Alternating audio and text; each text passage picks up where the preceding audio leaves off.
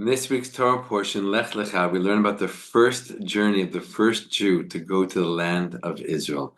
That is Abraham himself. Let's explore this incredible story. Shalom, my friends. This is the Kiva Gersh with Israel in 5, where we give you everything Israel in 5 minutes. Please like and subscribe. And if you have any questions or want to keep the conversation going, please do so below in the comments. This Torah portion called Lech Lecha is called so because in the first verse of this Torah portion, God is telling Abraham, who speaks to Abraham for the first time at the age of 75 years old. He tells him to leave everything he knew. He tells him to leave his land. Lech lecha, go, and go to a land that I will show you.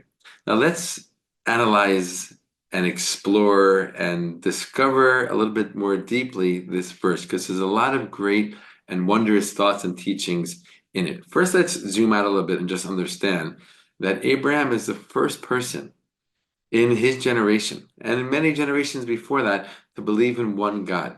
There are many beautiful oral teachings of the Jewish tradition that teach us that Abraham was already a believer in one God and monotheism in a world filled with pagans and polytheists already at a very young age. At a very young age, he observed nature, the sun, the moon, the stars, and came to the conclusion that there could only be one God. That all this doesn't make sense. Right? The idea of many gods, multiple gods, doesn't make sense. And the only thing that does make sense is monotheism, is one God behind everything. So he came to this conclusion, to this idea, to this belief at a very young age. And he held on to this belief for decades and decades and decades throughout his life, even though he was the only person in his family, in his community, in his city, in his land, in the world, basically, that had this belief. Not an easy task. He was literally up against the entire world in terms of his religious belief. And then finally, at the age of 75 years old, for the first time ever, that one God that he so devoutly believed in finally speaks to him, right? Proving and giving evidence to the fact that he indeed was correct. And what does this voice say? This voice doesn't say, "Hi, Abraham, this is God. Thanks so much for believing in me." No, the voice right away says, "Leave. Leave where you're living, leave everything behind, and go to the land that I will show you." And what does Abraham do? He packs his bags and he goes. He shows, all right, the incredible faith he had in this one God by immediately listening to the first thing that this one God says to him, and leaving his land, leaving everything he knew, and going after this voice of God, the land that God would show him. Now let's explore this journey a little bit more, because it doesn't just say in the verse, go. It says, leave your land, leave your birthplace, and leave your parents' house. Now, why does the verse have to say these three different things? It would be enough just to say, leave where you're living and go to the land I would show you.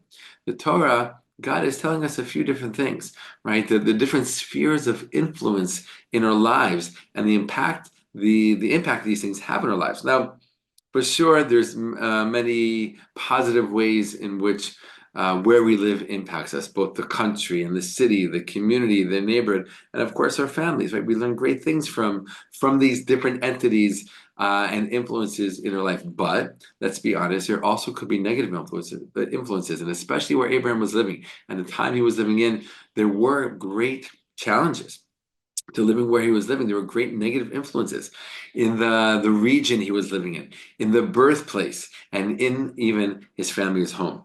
Right? We know that he was the son of an idol worshiper, an unbelievable thing, an unbelievable fact, right? Abraham, the father, basically, the grandfather of monotheism, his father was an idol maker. He sold idols for a living, and he tried to get Abraham to follow in his footsteps. Yes, that's exactly the truth.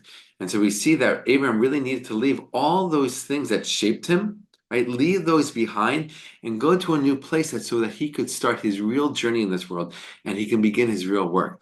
In Judaism, in Hebrew, we have this concept of mishnei makom, mishnei mazal, that a person changes their location, they change their destiny. And that's what Abraham had to do, right? He couldn't just start this new work, following the one God. He needed to physically uproot himself from the place that had such a heavy influence on him. Up until that point in his life, leave it behind, detach himself, disconnect himself from these things, and move on, which is a great life lesson. Sometimes we need to do the same. Maybe not in such a dramatic and extreme kind of way, but sometimes in our lives, maybe we need to disconnect ourselves from certain people, certain places, certain environments, certain activities, certain jobs, whatever it might be. right? And it's a great lesson that we can take from the life of Abraham, that he was fearless. He had the courage, he had the strength, and he had the belief in himself and the belief in God, of course, to do such a thing. But of course, he was going somewhere, right? God told him, I'm bringing you to a place that I will show you. Of course, that place is going to be the land of Israel. And in the land of Israel, Abraham is really going to become himself. And we see this also in the verse. It's not just that God says, leave, go. He uses a strange kind of phrase. He says, lech lecha, right? Which literally translates as go to you. Not just lech, which means go. Lech lecha, lecha means to you, right? So there's all kinds of commentaries on this. One commentary says that you're going for your own spiritual fixing, your own spiritual work. Another commentary says you're going for your own benefit, and the two are very, very similar and related, right? The idea that God was commanding, instructing Abraham to go, to leave everything behind and go on this journey, to go to a new place in order to do what he needed to do in this world that he couldn't do what he was brought into this world to do in the old place where he was living. He needed to change his location, needed to be in a new environment, right? Needed to be in a new place in order to fully become himself and realize his potential, the potential he was given, and really to fulfill his life mission in this world. And that's everything we see, or at least a good amount of what we see in the very first opening verse of this week's Torah portion. Lech lecha. God is instructing Abraham to go on a spiritual journey, right? And telling him that this life that you're living, this is a journey for your spiritual growth, for your personal development, becoming who you are, and bringing out, right, what you have to give to the world, so that you can do, you could bring what only you can bring into this world. You can bring what you can uniquely bring to this world in order to make this world into the kind of world that God always intended it to be. All the best, my friends, and be well.